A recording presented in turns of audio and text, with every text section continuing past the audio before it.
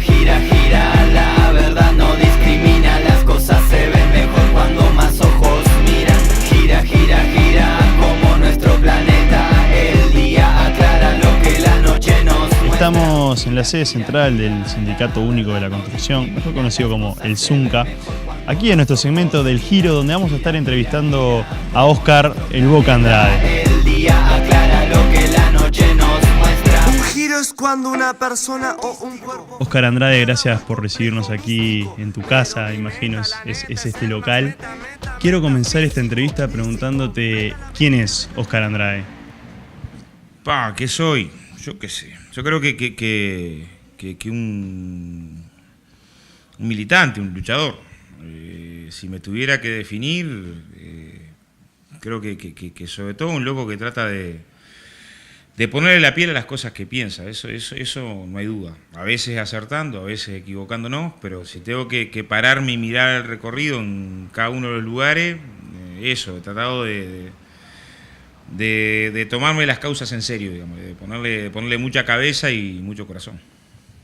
¿Cómo hablabas del recorrido? ¿Cuándo arranca este recorrido? ¿Cuándo son tus inicios militantes? Aprendés desde lo social. Yo creo que hay una gran parte de lo que es el campo popular que aprende de lo social. Yo vengo de un barrio que es muy pobre, pero muy solidario, donde transpira una determinada ética. Yo soy de Villa Felicidad, que es el límite entre Progreso y Juanico. Y de las primeras cosas que a uno le daba enseñanza era que la policlínica tenía un montón de vecinas comunitarias que se organizaban las vecinas para distribuir suero oral en la parte del barrio donde estaban los niños más pobres, porque había una referencia ética de que no podíamos dejar que ningún hijo del barrio se nos muriera deshidratado. Era una vergüenza para el barrio, no para la familia. O mantener una posibilidad deportiva implicaba que algunos vecinos se ponían a cortar el pasto, otros a lavar las camisetas del cuadro de los gurises, otros o el merendero o la olla en tiempos más complejos. Como que hay determinadas lógicas que vinculan. La escuela se caía a pedazos, pero el esfuerzo del barrio y de las comisiones de fomento para poder sostener la pintura de la escuela ese año o hacer una quijotada de traer a algún profesor de música o de deporte. Entonces, la primera referencia de la militancia es esa, es decir, bueno, hay lógicas de comunidad, contextos que te ayudan a entender lo social. Lo segundo, en general, me tocó dos cosas.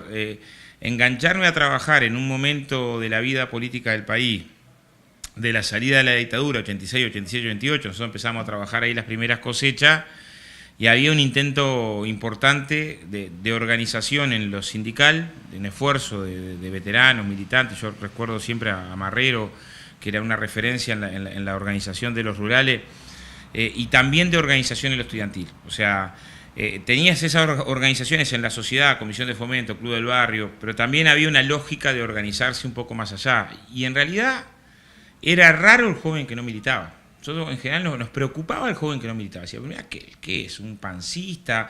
En algo, no necesariamente en la izquierda, en el Frente Amplio, muchos en el Frente Amplio.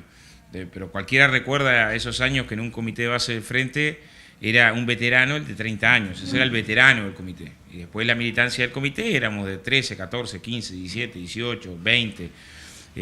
Estaba vinculada ahí. Entonces también tuve la posibilidad, un poco la suerte, de vivir una etapa donde el recupero, la derrota de la dictadura, la épica de la derrota de la dictadura, la épica de la lucha clandestina, hacía valernos a todos que vale la pena, y que un poco en no vincularse en el drama social del niño que no tiene que comer era una actitud que no podía entrar en nuestra cabeza. Entonces la militancia tenía que ver con la producción cultural y el arte, con la poesía, con las murgas, tenía que ver con todo. Pero era una actitud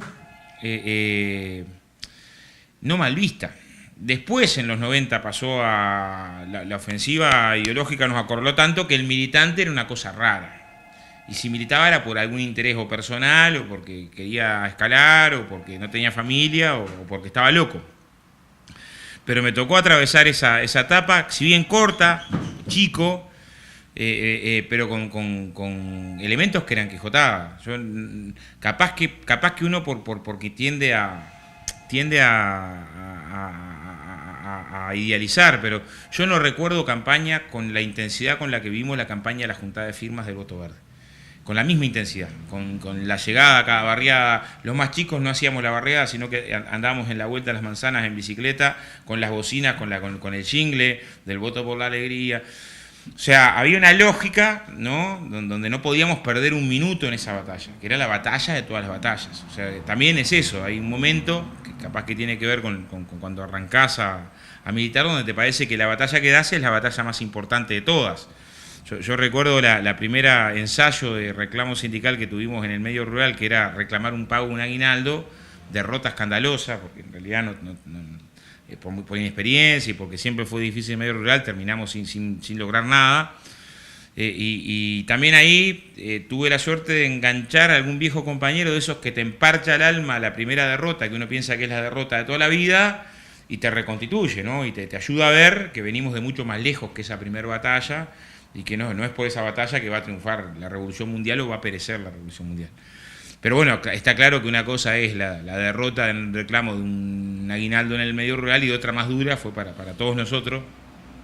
Yo conversaba con Carlitos Barceló justamente ese tiempo hoy, él aparte venía de tener el padre preso, que para muchos la salida de la derrota del voto verde fue no militar más mucho tiempo, y algunos no militar mucho más, una década, y desconfiar de todo y de todos durante un tiempo largo, pero bueno, también te va curtiendo, o sea, te va curtiendo en el sentido de aprendizaje, de experiencia, pero está bueno vivir las causas sociales como lo que son, abrazarlas como lo que merecen ser abrazadas, de que en definitiva en la larga siempre valen la pena. Y bueno, producto de esa circunstancia tuve que buscarme trabajo que no fuera en el campo, que es el laburo que todos tenían en Villa Felicidad. Ahí enganché en un reparto de gas, tenía que laburar por razones obvias, en casa teníamos un millón de dificultades, y circunstancialmente en el reparto de gas conozco una familia donde uno de los sobrinos trabajaba en una panadería acá en Nuevo París, y se iba a esa panadería Nuevo París para la panadería Colón del mismo dueño, y quedaba un lugar vacante, y yo en el gas trabajaba 2 días por semana, ahí podía trabajar todos los días. Es que engancho en mi primera experiencia gremial un poco más larga, que fue el del SOPA, el gremio de panaderos, que si bien era un gremio muy débil, del 89 al 92 tuvimos esa segunda experiencia recuerdo a Villagrán, al Petizo Ciré, los compañeros que tenían referencia de armar sindicatos. Yo ya tenía una bruta experiencia, tenía 15 años, pero tenía una bruta experiencia, venía de una experiencia gremial antes, y uno se piensa que a los 15, 16, 2 años de experiencia en algo es que ya sos un veterano, que la sabés toda.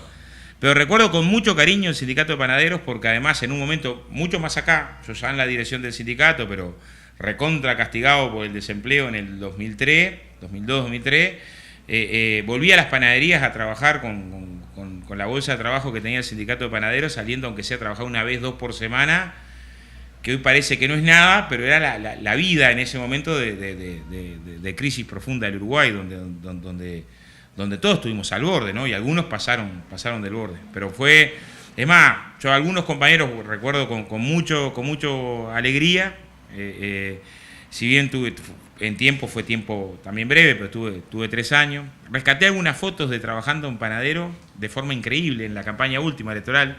En un acto en Villa Española se arrima un compañero a la puerta, yo pensando que era la construcción, pero no me acordaba de la cara. Y me pasa comúnmente, o que me acuerdo de la cara y no del nombre. ¿Y dónde lo conozco? Él, te das cuenta que está como para saludar.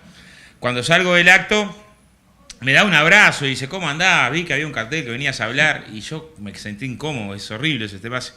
Entonces le digo, ¿de qué obra? Porque en general es de una obra y me dice, no, ¿qué como obra? Soy el Víctor. Resulta que era un gurí que era de mi edad, ponele que tendría 16 cuando yo tenía 15, que trabajamos juntos en panadería, y me trajo unas fotos que él una noche fue a sacar, en esa época no había celular, no había nada, ¿no? Que fue a sacar de nosotros trabajando en la cuadra. Pero está, a fines del 92 me voy de las panaderías y al poco tiempo engancho en la construcción, que fue una experiencia para mí maravillosa. El gremio de la construcción tiene unas características que son, el trabajo en la construcción tiene unas características que son muy importantes, y el gremio de la construcción más, ¿no? Contame una anécdota de ese Oscar joven que laburando, que ya sindicalizado diga, me como el mundo y se dio contra una pared? Bueno, yo me acuerdo la primera vez que hablo en una asamblea general. O sea, yo estaba trabajando frente al hospital militar, ahí en esa obra de Pedro Olmide, 8 de octubre, tuve 3 años, del 94 a fines del 96, a diciembre del 96, y cuando el convenio colectivo del 95, la obra define, en medio de una circunstancia parecida a la de hoy, de negociación colectiva, de que una de las medidas a tomar era una medida de corte de horas extras. Y como yo era el delegado más joven de la obra, pero que en realidad hablaba mucho a veces a sacar, una cosa hablar en una obra más chica y otra cosa hablar en la Asamblea General de Gremio, que si bien no son del tamaño de las que son ahora la Asamblea General de Gremio, para mí era la cosa más gigantesca del mundo. Entonces definen que yo fuera el que fundamentara la posición de la obra ante la Asamblea General de todo el gremio, que se hacía en el sindicato Conaprole. O sea, calculo que habría 700, 800 trabajadores, a mí había 800 millones, era la... Y te daban, después del informe general, 3 minutos para cada uno, delegado de obra de los que se anotara, poder opinar. Entonces creo que toda la semana previa a la Asamblea General estuve preparando qué iba a decir, lo leía, lo miraba de una forma, que los nervios no me jugaran una traición. Después dudé si me anotaba o no me anotaba. Me anoto o no me anoto. Al final fui, me anoté y después estaba deseando de que se cortara la lista de oradores antes de que yo me tocara para no hablar porque los nervios me estaban carcomiendo, hasta que en un momento... Dicen, bueno, Óscar Andrade de Mil Arena, de la obra de frente al hospital militar. Los pasos hasta enfrente de la Asamblea General fueron terribles, ¿no? Y yo había anotado una frase de Artigas para cerrar y otra para abrir y una parte entre medio, 3 minutos, no había forma. Pero arranco con la fundamentación de la propuesta para consideración del resto de los compañeros y en parte de la fundamentación, digo, tengo que argumentar la cantidad de horas que pasamos fuera de nuestra casa por día. Y ahí me puse a pensar, ¿cuántas horas son? Yo tomaba venía en tren porque el de Santa Lucía venía en tren, yo lo tomaba a las 5 de la mañana, digo, tomo el tren a las 5 de la mañana, ¿no? Y salimos de la obra a 5:30 de la tarde, tomamos el tren de las 6 y pico, llegamos a las 7, son 12 horas afuera de casa. No, 12 horas no son más de 12 horas, pero todo eso en el momento que estaba hablando. Y dije, los obreros de la construcción pasamos 24 horas por día fuera de casa. Y cuando dije 24 horas, vi que le había errado, que es un disparate, 24 horas. Y me quedé pálido, se me cayó el mundo. Digo, no hablo más, por mi culpa se terminó la Revolución Mundial, porque si era tan importante lo que ibas a decir, que era lo que iba a conducir y era el aporte que ibas a hacer, y tus compañeros habían confiado en vos, digo, traicioné, ¿no? Esto es la traición más horrible. Y claro, nadie le estaba dando mucha importancia a lo que yo estaba diciendo, menos a las horas. Pero sí vieron que me puse muy nervioso y el gremio aplaudió en términos de que volver a agarrar confianza y que no me quedara trancado para siempre. Pero a veces pasa un poco también eso, es decir, pero que está bien, ¿no? O sea, también aprendes ahí. Yo creo que las estrategias son en el medio de la lucha y los mejores aprendizajes son en el medio de las luchas. No hay estrategia que se puedan construir adentro de un tubo de ensayo. En general es en el medio de la acción concreta donde surge lo nuevo, ¿no? ¿Cuál fue tu mayor retribución, haciendo la cortita? Tu mayor retribución desde la militancia. Muchas, un montón. Yo un montón. O sea, yo sé que ahí tenés deudas que no vas a poder pagar nunca. Y me ha tocado sentir millones de veces el cariño y la confianza de los compañeros con los que militaba. Millones de veces. O sea, desde que empecé a militar, a mí me tocó un segundo componente en la lucha sindical, que es entrar a la dirección del Zunca muy joven. Tenía apenas 21 años y en realidad era por lejos el más joven. Y con un montón de compañeros que atravesaban experiencias, historias de vida tremendas. Y a mí me abrigaron mucho. O sea, me curtieron, porque en realidad muchas veces vas a un debate donde lo generacional pesa, pero también me ayudaron mucho. Y después, de ahí para acá, en un montón de circunstancias complejas, complicadas, me han tirado una soga, pero además en un montón de reconocimiento, o sea, de reconocimiento que se da a veces en las asambleas generales, cuando convocás como sindicato en la elección general, el montón de... Cuando convocás instancias, cuando nos jugamos a partidas que son complejas, yo qué sé, el armado de la brigada fue una partida compleja. Es conmovedor la respuesta del gremio. Entonces, ¿Cuál es la alegría más grande que vos podés decir? Mirá, el hecho de que hoy haya compañeros que de repente cuando salen de licencia, cuando van al lugar a comer con la familia, el día que se gastan la moneda que no se pueden gastar otro día, en vez de ponerse la remera Nike, se ponen la remera de Agustín Pedrosa porque la quieren lucir. Yo soy esto. Somos esta organización que tiene estos gestos y que tuvo un negro de presidente, el primero luchador, y que fue perseguido y no los olvidamos. O sea, que encierra todo eso junto, decir, pucha, y que desparramamos solidaridad. O sea, el trabajador de la construcción en términos históricos tiene una carga muy fuerte de desprecio a veces social, de que sos el último orejón del tarro, de que en realidad podés servir para todo pero para nada importante, en realidad de que... Y a mí hay cosas de esas, aún en los momentos duros. Yo recuerdo, yo estuvimos trabajando haciendo la peatonal de la Plaza Colón, el ensanchamiento peatonal de la Plaza Colón, y un día se nos arrimó el brasilero, un cuidacoche, que había sido trabajador de la construcción, y el loco nos viene y saca el carnet del Zunca al bolsillo. Y dice, yo soy del Zunca, estaría hace 10 años, no importa, yo soy esto es mi identidad. Y esa construcción colectiva es... O sea, sentirte un pedacito de esa construcción colectiva es maravilloso, y la confianza de los gremios, del gremio también es maravillosa, porque en realidad a todos nos tocó construir herramientas en un océano de desconfianza, de duda, de escepticismo, de que te van a joder, de no confíes en el otro que te va a reventar, de que las organizaciones están para otra, ¿no? Todo ese veneno está inyectado desde hace décadas, ¿no? Décadas, ¿no? Y encontrar en una barra tan grande como la de la construcción, muchas veces, muchísimas demostraciones de cariño enorme. Yo la decisión de la renuncia a la banca la tomo cuando se inaugura el Congreso. En la mañana habíamos estado viendo de que no era por ahí. Cuando se inaugura el Congreso y en el Congreso ante 1.700 delegados se dice, bueno, levantamos la licencia para que participe del Congreso, que en principio era para que participe solo del Congreso. Del Congreso se viene abajo y vos veías que venía una situación complicada, ya está, no hay forma. No hay forma, que opine el mundo lo que quiera opinar. Yo no puedo no estar acá.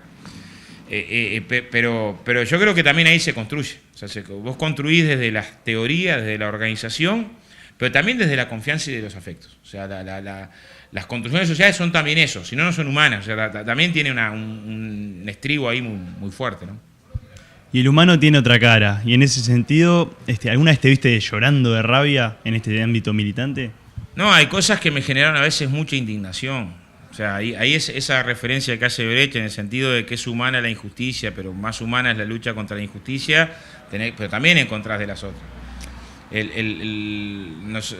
Este sindicato, cuando la huelga de la construcción, en uno de los fogones que estaba en la UCOT en 8 de octubre, a un compañero que tuvo una situación complicada porque tuvo una congestión y después se había organizado para los últimos 60 días del conflicto, resolver un jornal con coleta entre los compañeros, con lo que salía de la olla.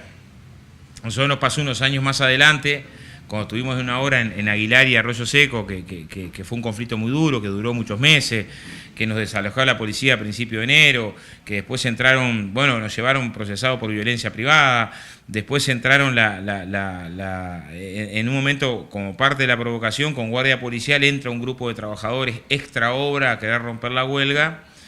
Uno de los trabajadores que entraba era ese compañero que habíamos generado la condición de la coleta cuando estaba enfermo. Para interna algunos compañeros que nos tiraban ácido en las tripas. O sea, a veces encontrás circunstancias que decís, pucha. Claro, el tema es que también en esa circunstancia que decís que dura,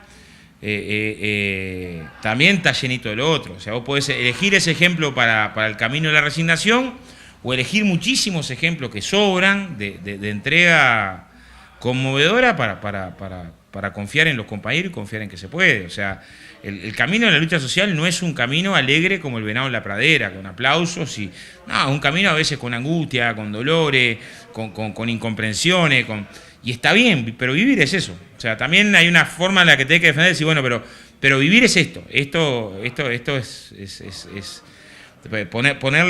tomar la vida en serio, merecerla, es por acá, ¿no?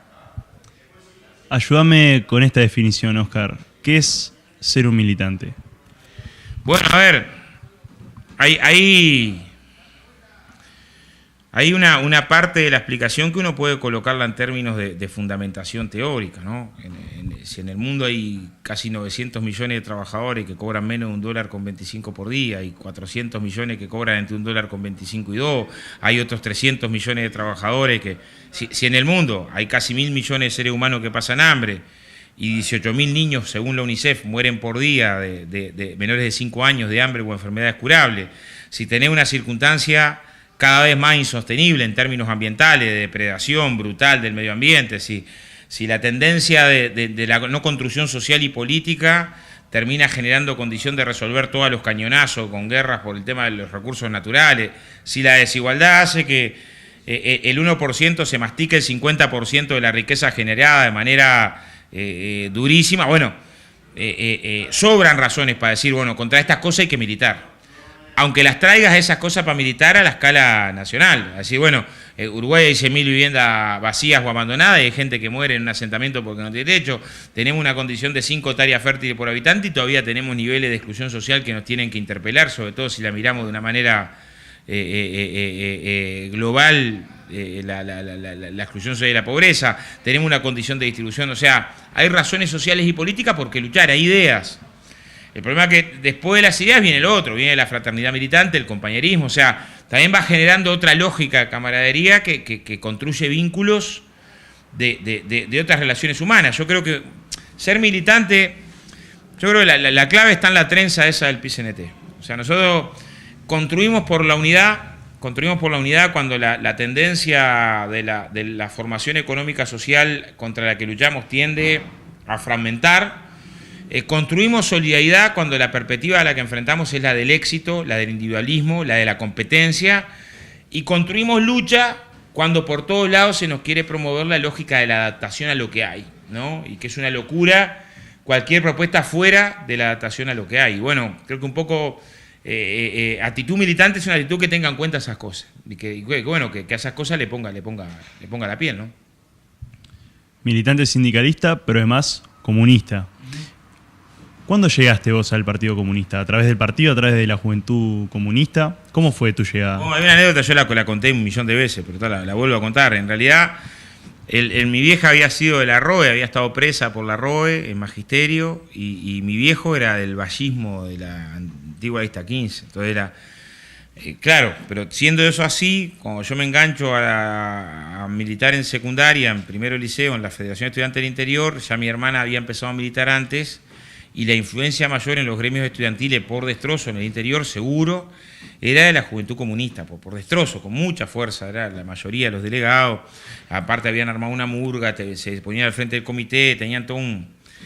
Pero claro, como cuando mi hermana, que es 1 año y medio la más grande, mayor que yo, vino con el carnet de la Juventud Comunista, en casa fue un escándalo, ¿no? Entonces yo ahí tuve una actitud más conservadora y dije, bueno, yo voy a demorar.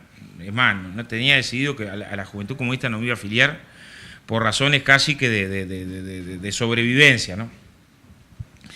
Pero bueno, militaba con los jóvenes comunistas en toda esa campaña Voto Verde y demás, en una de las actividades que estábamos haciendo de homenaje al Che a fines de los 80, uno de los compañeros, que era el referente, el más viejo de la Juventud Comunista, yo calculo que tendría 20 y pocos años, pero era el más viejo de todos nosotros, que además nosotros lo admirábamos, porque nosotros, a ver, cuando terminó la dictadura teníamos 10 años, no habíamos hecho nada contra la dictadura, pero el Sergio sí, porque el Sergio en la dictadura había en Progreso, pintaba un cartel, un muro, con abajo la dictadura, libertad a los presos, que era la cosa más heroica que habíamos visto.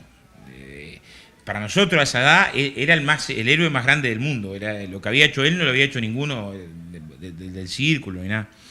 Pero bueno, ese guri se agarra un cáncer, él era el responsable de propaganda, se agarra un cáncer, el cáncer se lo lleva en poco tiempo, pero en una actividad que hicimos de homenaje al Che, él en una reunión nos pide que, yo iba como vínculo a las reuniones, no era todavía afiliado, nos pide que le diéramos otra tarea. Nos dice, miren, la semana pasada salimos a pintar, yo no podía con los baldes, no podía con la brocha, no podía. El bicho me está comiendo, pero denme la posibilidad, dice, que yo quiero morirme militando. Entonces todos nos quebramos, todos, salvo uno que fue un más bruto, que dice, mira, ya estamos juntando libros, te vamos a armar una biblioteca. Y en el Juan Carlos Peña le armamos una biblioteca. Y el Sergio, al que murió unas 3 semanas después, murió en la biblioteca, que después tuvo el nombre de él mientras duró el comité, hasta hace 8 o 9 años atrás, que mientras se pudo sostener el comité duró, ahora se armó en otro local, pero mientras duró el local histórico del comité tuvo el nombre de Sergio Cañela, y yo en ese momento, casi sin entender más nada, también en ese impacto emocional fue la decisión de decir, bueno, pucha, tengo que meditar donde medita este tipo, ¿no? Ya no había ninguna definición que fuera demasiado elaborada en términos de la filosofía, la praxis, de las relaciones contradictorias entre las fuerzas productivas y las relaciones de producción, o de la comprensión de la economía política, sino de que hay gestos de amor que te conmueven. Yo creo que en general pasa eso. Hay algunos casos, yo tuve la suerte de conocer a Rubén Yáñez, que él me decía, yo hice un proceso al revés, ¿no? Primero fue intelectual, después había metido en otra parte, y después de un largo recorrido toma la decisión, después de sopesarla en términos teóricos, llevarla, traerla, de participar y afiliarse al Partido Comunista. Pero el grueso de los militantes se vincula por el otro militante con el que está luchando al lado, por la confianza política con el compañero con el que combate, por el... O sea, ese ha sido un componente muy, muy fuerte de todos.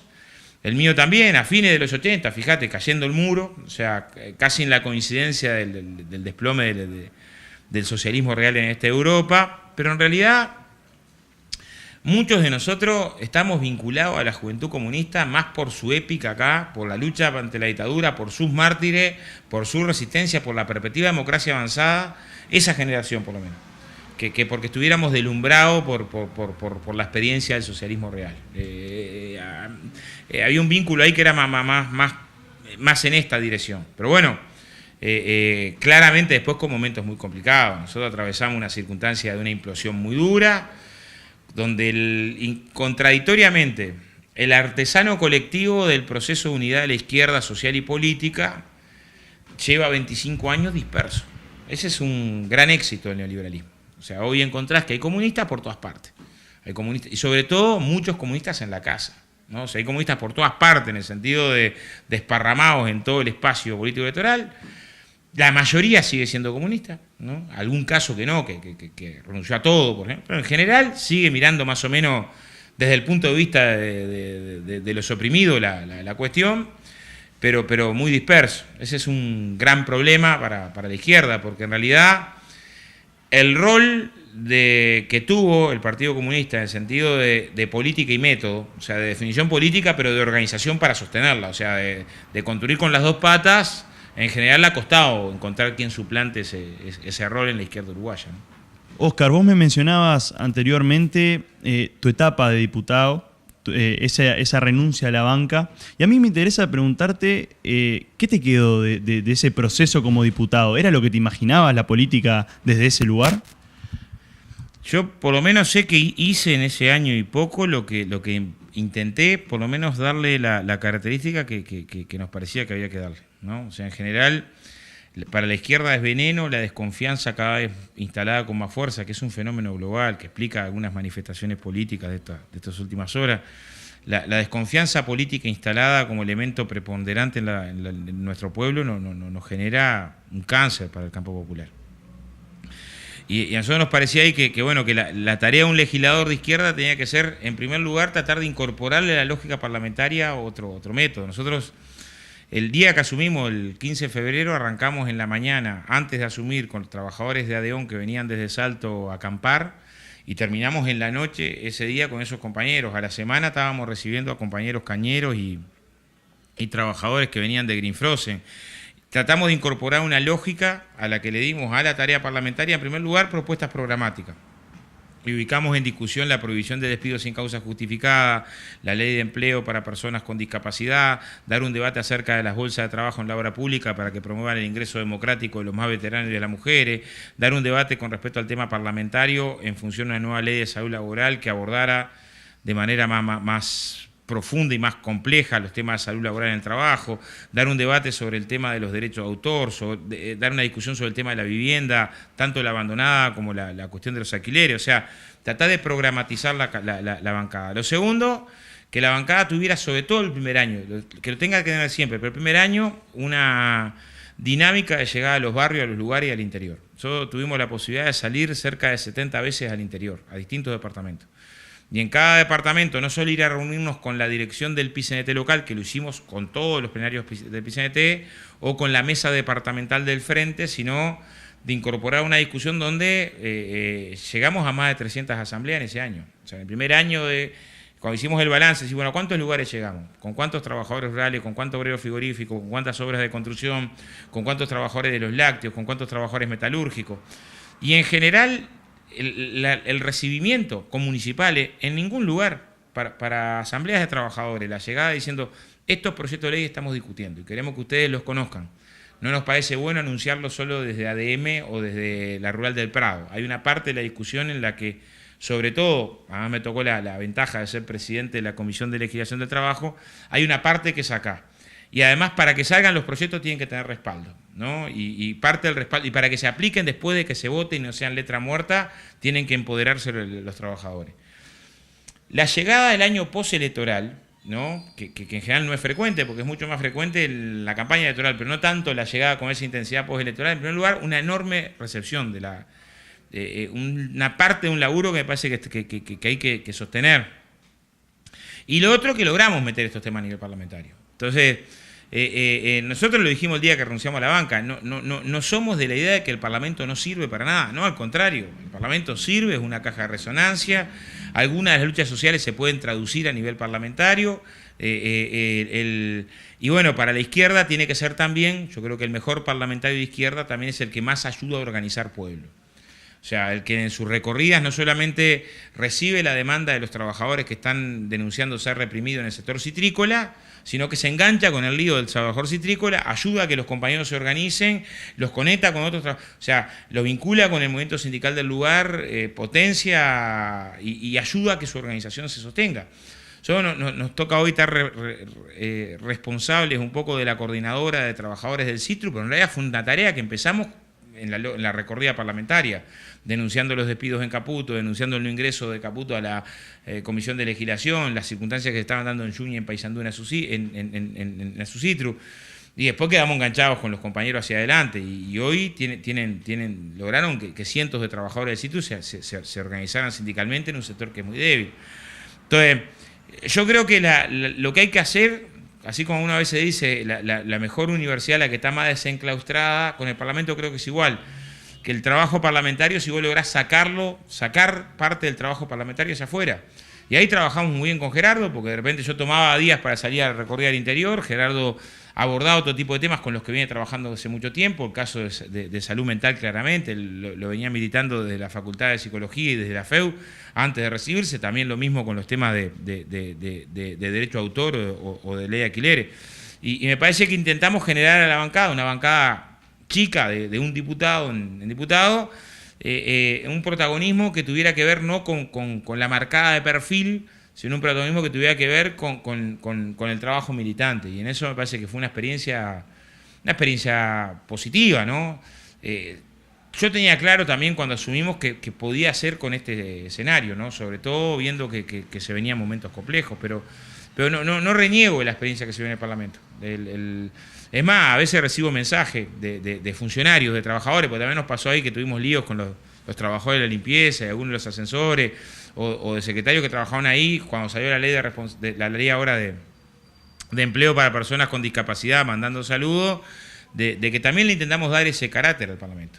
Hasta el carácter de que en realidad tuvimos hasta el 23 de diciembre y el 2 de enero después de la salida y el 6 instalamos comisión. Y tuvimos la comisión sin receso en enero y febrero para tratar de en esos meses atender un montón de dramas que estaban afuera, incorporar una lógica que reivindique el trabajo parlamentario. Me parece que hay mucho para reivindicar del trabajo parlamentario. A veces hay señales que son negativas, pero nos hace mal a todos, ¿no? En general, yo cuando se habla de la tendencia de que ante una escuela que está con dificultades, fácilmente el discurso es hay que sacarle al dirigente parlamentario tal y nadie piensa en sacarle al dueño de la transnacional, es porque nos enfocan en una lógica que termina siendo de socavar la lucha política y la acción institucional. Y nosotros hay que tener cuidado, no nos podemos subir fácilmente a ese planteo, ¿no?